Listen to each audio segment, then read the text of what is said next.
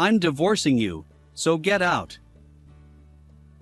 Right after I returned home with my twins from my parents' house after giving birth, I saw my husband in bed with a woman I didn't know.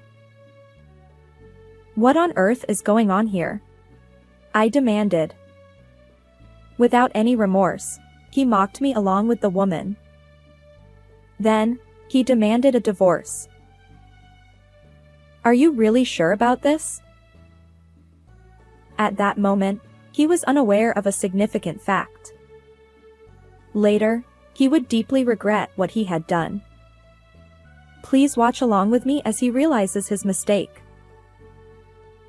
I met my husband, Albert, who is 3 years older than me, during our college years. I was studying design at an art school, while Albert was attending a prestigious university. We met at a party organized by a friend, and after that, he passionately pursued me. At first, I wasn't very interested in Albert and felt confused, but gradually, I was drawn to his confident personality and his earnest efforts to win me over. We started dating and got married when I was 27. When we first got married, my husband worked at a major securities firm, and I was employed as a web designer at a design office. Albert, who graduated from a prestigious university and landed a job at a large company, was on the elite track and had a high income. In contrast, my workplace was a small, modest office, and my salary was less than half of his. Mary, even though we work the same hours, I earn twice as much as you. I can't compete with your income. I'm doing my best, though. Oh, come on, design is just like playing around. Since I'm supporting you, you should handle all the housework. He often belittled my job like that. He did nothing around the house, and his attitude towards me gradually worsened. After enduring such days for a while, I gained enough experience as a designer and decided to become independent from the company that had taken care of me for so long. I then established my own design office, which had been my long-term goal. When I reported this to my husband, he didn't seem very interested, but soon after, he took a surprising action. Out of the blue, Albert announced that he was going to start his own business and quickly resigned from his company. Needless to say, I was bewildered since he hadn't discussed it with me beforehand. You never mentioned you had such a dream. What kind of company are you planning to start? Seeing you go independent inspired me. I'm thinking of using my knowledge from my previous job to run online investment seminars. Is that so? Have you studied how to start a business? I'll watch some videos on YouTube and learn as I go. Since you have experience, you can help with accounting, right? Seeing his attitude, I started to feel increasingly anxious. I had always dreamed of becoming independent and had been gradually preparing by gaining specialized knowledge and building connections while working at my previous design office. Compared to that, Albert seemed to be acting without much thought. In fact, after I resigned to start my own business, I found out I was pregnant with twins. But since there was no turning back, I went ahead and established my office. I was very anxious, and of course, he knew how I felt. Why now? I was exasperated by his impulsive decision to start a business and couldn't help but let out a big sigh. However, since I was working in a field I loved, design, I wanted to support him if he was determined to give it his best shot. So, I decided to help Albert with accounting and paperwork during my breaks from work. After quitting his job, my husband spent more time at home, but he still didn't help with the housework or show any concern for my health during my pregnancy. As for me, I was overwhelmed with house chores, my own office work, and supporting my husband. This hectic schedule caused me to experience more frequent abdominal pain and health issues. Can I safely give birth in this condition? I'm also worried about raising the twins afterward. My anxiety kept growing. I started to think that maybe I should return to my distant hometown to give birth. My mother passed away when I was very young, and my father, who raised me single-handedly, now lives alone. Although he is older and has some mobility issues, he readily agreed when I discussed my concerns with him. That night, I nervously told my husband about my decision. I think I want to have the baby back home. You're going to your parents' house to give birth? So, you'll be away for 2 or 3 months? Yes. Having twins right after birth will be tough, so I thought I'd get help from my dad. Is that okay? Sure, that's fine. Take it easy for a while. Don't worry about me. His response was surprisingly nonchalant, which left me a bit taken aback. I was sure he'd be upset about having to handle his own meals and laundry while I'm gone.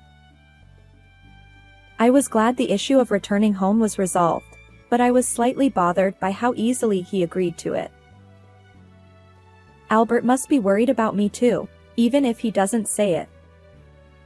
I need to do my best to have healthy babies. I decided to appreciate his consideration and accept it gratefully. Take care and have a safe trip. On the day of my departure, he cheerfully saw me off. When I arrived at my parents' house by taxi, my father welcomed me warmly. My father, who has always been capable of handling household chores, took care of everything to ensure I could rest. A few weeks after returning to my parents' house, thanks to my father's help, I safely gave birth to healthy twins as planned. Honestly, I was exhausted, but I was so happy that I immediately sent a message to my husband with pictures of the babies. However, no matter how long I waited, there was no reply. The next day, I finally received an email from him that just said, "Good job." That's it. Albert's reaction was not what I had hoped for, and I felt disappointed. However, my father was thrilled with the birth of his first grandchildren, and my local friends came to visit, so I was able to spend some happy times. A month after giving birth, the day finally came for me to return home to my husband. I had informed Albert of the date a week in advance via email, but there was no response at all. Is he busy with work? I felt a bit anxious about returning home, but I encouraged myself, thinking that I couldn't afford to be weak now that I was a mother of twins. My father, looking worried, asked, "Should I accompany you home?" But I didn't want to trouble him any further, so I declined and got into the taxi. I arrived safely at our apartment. I was excited to see my husband again and to introduce him to our children. With a sense of anticipation, I unlocked the front door. However, the house was dark, and it seemed like no one was home. Is he out somewhere? As I thought that, I noticed a pair of women's shoes that weren't mine at the entrance. At that moment, I had a very bad feeling. I put the babies in the crib I had prepared in the living room and quietly headed towards the bedroom. The only room with the door closed is this one. With trembling hands, I grabbed the doorknob and, summoning my courage, opened the door. There, I found Albert and a young woman I didn't know. They seemed to have been sleeping, but the sound of the door opening startled them. What on earth is going on here? I demanded, confronting my husband. He sighed wearily. Oh, you were coming back today? While I was giving birth to our children. Who is this woman? Get out. You're the one who needs to leave. I'm going to live with her from now on. What? What are you talking about? Unlike me, who was raising my voice in this outrageous situation, Albert remained unrepentant and nonchalant. Her name is Lily, and she's still a student. She's sweet and cute, and you know, women have to be young. My husband proudly praised his mistress while Lily stood next to him, looking at me with a smug smile. I couldn't believe he could say such things in this situation, clearly mocking me. I'm divorcing you. Take the kids and get out of the house. Oh, really? Are you sure about this? Of course. Albert spat out these words, then took something from the drawer by the bedside and tossed it to me. It was a completed divorce application. I silently picked it up, turned my back on my husband and his mistress, and left the house with my twins and my belongings from my stay at my parents' house. So, Albert welcomed my stay at my parents' house and never visited because he was having an affair. Everything made sense now. I had thought he was being considerate of me, but it was all for him to enjoy his time with her. Just when I thought we could start fresh as a family after my stay at my parents' house, I discovered my husband's infidelity. Of course, I was shocked, but as a mother with a newfound determination to protect my children, I didn't shed any tears. I will never forgive Albert and that woman. I vowed to take revenge on the two of them and headed to a certain place. About a week after leaving the house, I received a call on my phone from an unknown number. At first, I ignored it, but it kept ringing repeatedly, so I finally checked it. It was my husband. Apparently, he had borrowed Lily's phone. What did you do? As soon as I pressed the call button, Albert's voice came through, raised in anger. What's wrong? I thought you didn't need me anymore. Suddenly, my credit card and phone stopped working. I got an envelope from the real estate company telling me to vacate the apartment, and I don't understand what's going on. So, what about it? And then there's a certified letter from a lawyer. Just come back home right now. Albert seemed to be in a panic, and after saying that, he abruptly hung up the phone. I decided to head to the apartment as he had asked. When I rang the doorbell, the door immediately opened, and I was pulled inside by my arm. There stood Albert, his face twisted with anger, and Lily, standing with her arms crossed, looking displeased. This is your doing, isn't it? What? You were jealous of us and retaliated out of spite. I couldn't believe what he was saying, and I sighed, pressing my fingers to my temples. Wait a minute, you're making it sound like I still have feelings for you. I've already submitted the divorce papers to the court. You two can get married or do whatever you want. Then stop interfering with us. I'll sue you. I just did what was necessary. Since we're divorced, it's not right for me to pay for your living expenses, is it? What? Both Albert and Lily looked puzzled, unable to understand what I was saying. The truth is, after quitting his previous job to start his own business, Albert's monthly income was only about $700. He was satisfied with just starting the company and had left all the troublesome tasks like accounting to me, so he didn't know this. I was the one who had been covering the living expenses in his place. Although I had a low income before, during that time, I thoroughly prepared by gaining experience and building connections. which allowed me to successfully establish my design office. By this point, I was earning more than 3 times what Albert used to make at his corporate job. Therefore, even after his income drastically changed, we were able to maintain our standard of living without any issues. After deciding to take action against them, I went to a real estate agency. I had been paying the rent for our apartment, but I changed the payment account to his. With his salary, there was no way he could cover the rent. When I told Albert this, he started to panic. Well, of course. He had always been proud of working for a well-known company and earning a high salary, so he couldn't believe he was now making only $700 a month. Why didn't you tell me?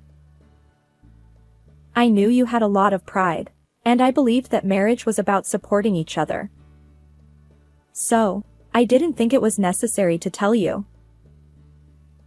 Ugh. Besides, shouldn't you at least know your own income? Albert, who had continued to treat me poorly with the mindset of his high-income days, now realized that it was my income that had been sustaining our lifestyle. He looked down, unable to bear the shame. However, the one who couldn't accept this was Lily. You said you were a CEO and lived in this fancy apartment. So I dated you, but you're just a poor old man. I can't believe it. I'm breaking up with Albert, and I'm done with this. She suddenly screamed and stormed out, trying to push past us. That's not true. You're still a student, so I've sent a certified letter to your parents. When I said this to her back, she stopped in her tracks and turned around. Her face, which had been full of confidence, turned pale. She quickly checked her phone and saw numerous missed calls, presumably from her parents. Lily started trembling and collapsed on the spot.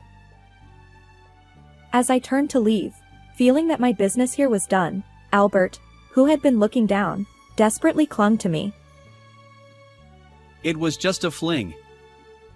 I'll do my best with the housework and childcare from now on. Since your job is demanding, I'll become a stay-at-home dad and support you. I refuse. I've hired a babysitter and returned to work, so nothing will stop even without you. When I said that and pushed him away, Albert slumped his shoulders and stood there in shock. I left the two of them behind and returned home to my children. After that, Albert cashed out all the money he had invested and paid me $30,000 in compensation for his infidelity. It turned out that he had spent over $50,000 on expensive gifts for Lily. Since he had used our joint account, I planned to get that money back as well. With his business only bringing in $700 a month, it was impossible for him to pay $600 a month in child support for the twins and still manage to live, so he ended up in debt. Now, he is working multiple part-time jobs while looking for a new job. As for Lily, her parents contacted me to apologize and paid the compensation on her behalf.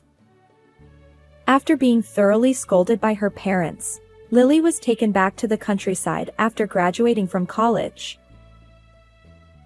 Meanwhile, my design office has been growing steadily and has finally become incorporated.